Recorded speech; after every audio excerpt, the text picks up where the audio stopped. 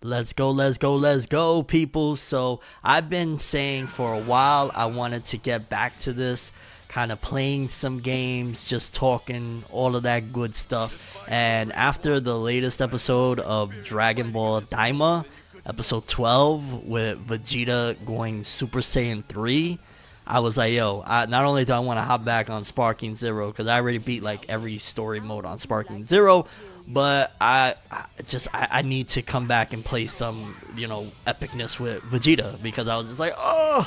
And I'm sure at some given point, which hopefully is not too much of a wait, considering that they already have Daima DLC out, if I'm not mistaken, for some games. I don't know if it was Xenoverse. Some games has Daima DLC of like Kid Goku and whatnot. So hopefully it's not too much of a wait. Honestly, it would have been genius to same day that the episode dropped Super Saiyan 3 Vegeta, maybe a few hours later you have the DLC for it. I think that would have been the greatest, bam. But regardless of what, I just seen that in the anime after all these years, ever since I was a little kid. I remember going on the internet, early internet days, and seeing like Vegeta Super Saiyan 3 imagery, and at the time I had no idea what the heck any of it was, and I thought it was all legit. I thought it was like, oh wow, at some given point this is going to be a character in the series, before I even really understood much about Dragon Ball. And I just remember thinking, this is like the coolest designs ever.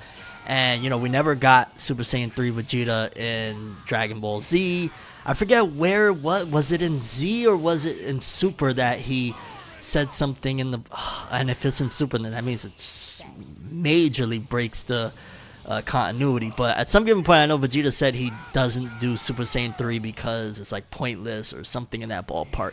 But regardless of what, fans always wanted to see it. We always felt like Vegeta got ripped off not having it in Z, or just not having it in general. Anytime things happen, like, I think the perfect opportunity, or the first opportunity we had, and it would have been the perfect opportunity to just add an extra element of a demonstration of Vegeta's love for his family and his growth and all that stuff, considering that's one of the major aspects that they wanted to demonstrate with the Battle of Gods film. Was they should have had Vegeta Super Saiyan 3 when Beerus smacked Bulma. I think that would have been the perfect opportunity for him to go Super Saiyan 3, and they didn't utilize that, unfortunately.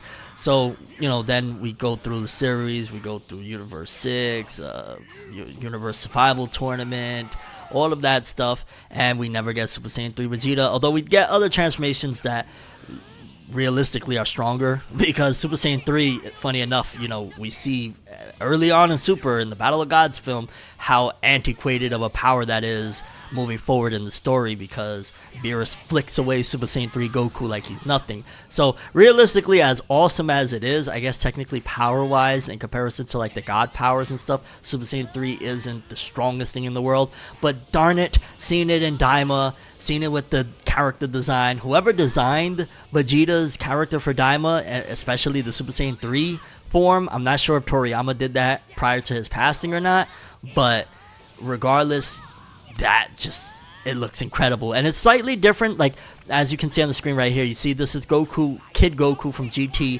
Super Saiyan 3, and the hair is still kind of the same length as, the original Super Saiyan 3 hair length, as far as, Goku, when he fought against Boo and all that stuff, it was like really, really long. And Daima, Vegeta's Super Saiyan 3 is not as long. It seems like it's more so just kind of lengthy, but not like, it's kind of more like going upwards, almost as if, like, I don't know, it reminds me of like just a dreads with like a band around it or something like that. It's not just straight up like super long, like, again, Kid Goku here. So that was an interesting choice that they decided to roll with for Vegeta's Super Saiyan 3 transformation in Daima. And again, coming from somebody that since I was a kid, been wanting to see this, thought it was originally legit, we never got it, and then finally getting it, there's not much really that I'm going to complain about. And in fact, honestly, out of all the episodes of Dragon Ball Daima that are out thus far, again, there's 12 episodes, which technically that's like a full-blown season of an anime. An anime could either be 12, 25 episodes, unless it goes full-blown, like ongoing, long-running or whatnot. And with 12 episodes, the 12th episode is easily the biggest episode, easily the first time on social media at the very least that I've seen Dragon Ball Daima getting a major hoorah that doesn't feel fake or forced. Like, this doesn't feel like, oh, it's just the Dragon Ball hardcore fans hyping it up for the sake of hyping it up. It actually feels like this is organic and genuine of people being excited. And I say that because not only, again, I'm seeing a lot of the hype, but I'm saying that because I feel genuinely excited. And this is the first time where I really felt like, damn it, I gotta rush and watch this episode. I'm so excited to see this because, this is, even though it's just a form thing, Dragon Ball always, there's something special about it. And it could be, again, how long we've been with the series, or it could be the art style, it could be the attachment, whatever the case may be. Whenever there is a new form, it's something that, it's a moment. And especially with this series that hasn't had big moments, like I said, 12 episodes, it hasn't been the craziest of moments. So to get that Super Saiyan 3 form was fire. And that's why I was like, yo, I need to, obviously the form isn't in Sparking Zero yet, but I need to try some amalgamation or some, combination of characters just so I could get a feel of it, like if I'm playing it until it comes out. So I was like, I'm going to pick Vegeta, Super Saiyan, and I'll get Kid Goku Super Saiyan 3 and do a little mix match of a matchup, and then picked Frieza and Boo because why not? Although I probably should have picked Cell because that's one of my favorite villains of Dragon Ball Z. But either way, this is what we're working with. Now I ain't gonna lie, this game, I played so much of it. I'm not gonna lie, I played this game a lot. I mean, I don't know if it really shows in that because I'm not really looking too crazily impressive because I did take a break from it before I just started back on this. But I played this game so much, and it's a great game. It's not. There's a couple of other Dragon Ball games that I will put ahead of it. Realistically, it's not the greatest definitive Dragon Ball game of all time, but it's definitely one of the better ones in recent times.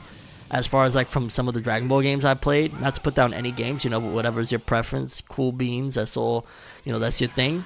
But like as far as comparing it to maybe like Kakarot or something, like I'd probably go with this game or whatnot. But again, it's been an interesting ride to say the least with this game. Waiting for it from the very first trailer we got, that they were like, yo, this is Tenkaichi 4, oh my goodness, this is about to be grandiose. And in a lot of aspects it definitely delivered, like graphics wise, which I'm not the biggest, that's cool graphics or whatever, but it is something to acknowledge that graphics wise they delivered. It looks beautiful, the color scheme, all of that stuff, it looks great. The gameplay itself, it's not overly complex, to be honest with you, but it's not too simple either. Like, for example, as much as I love the Storm games of Naruto, the gameplay is fairly simple. The button controls is pretty simple. This one is maybe slightly a little bit more complex, but not so much so that it's just like, oh my god, I don't understand what I'm doing. So it wasn't that hard of a learning curve to kind of understand the game. So as far as like gameplay goes, it's not as challenging. Well, it's a pretty good challenge. Like some of the story modes, let me not cap on this one. As far as like some of the story mode stuff is a bit difficult, but as far as, again, I mean the controls wise, it isn't anything that I'm here like I don't understand what I'm doing. Even early on, I kind of picked it up fairly quickly. And talking about the story modes that we got or whatnot, there was a couple of them that I was like, oh, why did they stop here? Like, I think Vegeta's story mode, did it stop at Boo? I don't think even Vegeta went into Super, which is really odd because Vegeta does a lot more than stopping at Boo.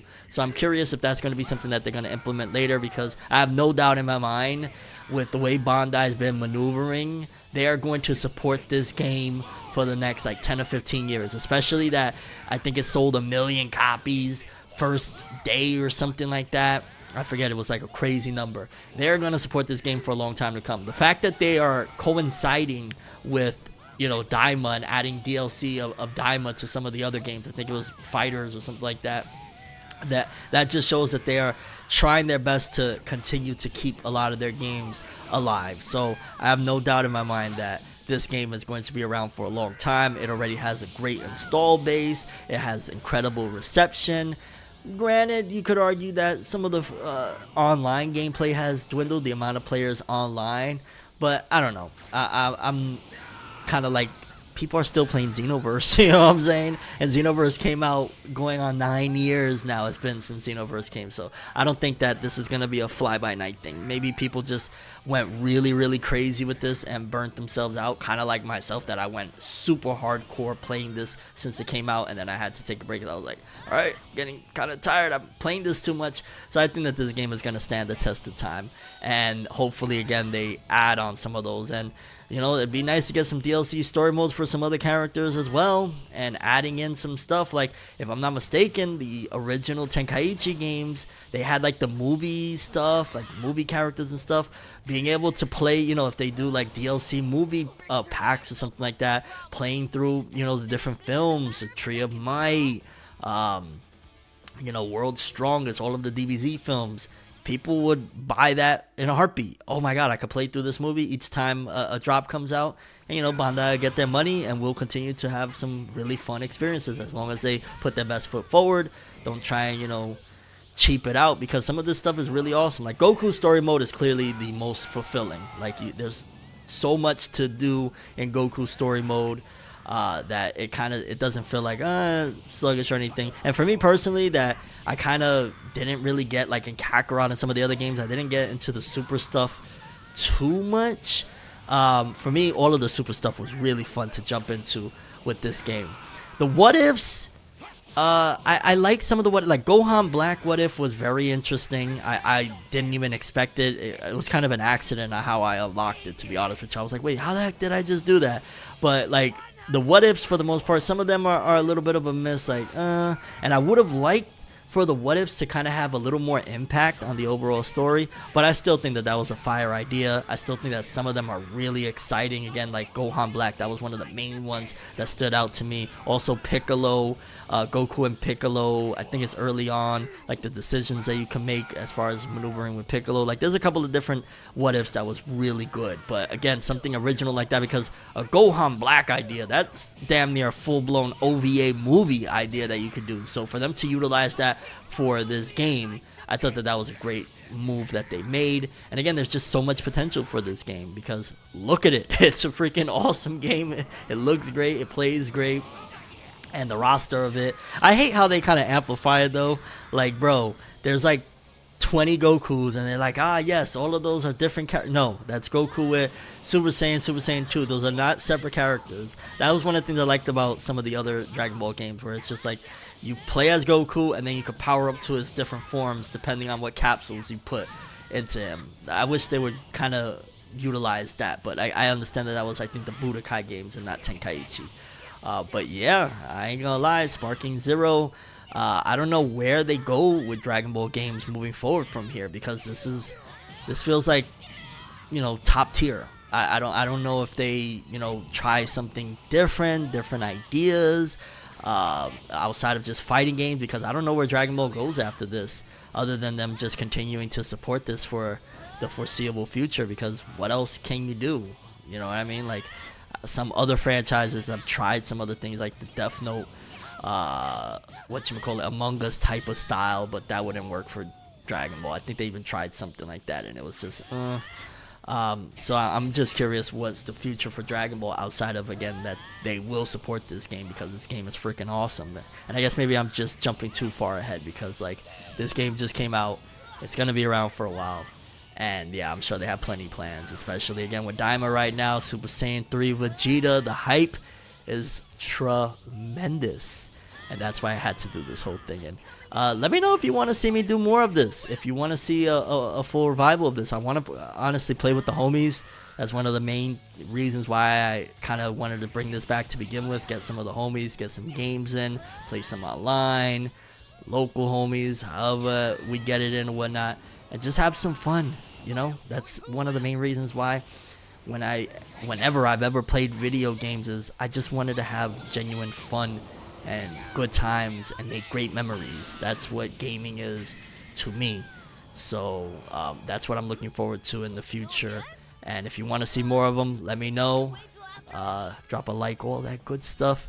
And until the next one, Yeah, we just dropped in on y'all with a little bit of gaming, mate. Look at that, bro. We're gonna get that Vegeta Super Saiyan 3 from Daima in here real soon, real soon. Peace.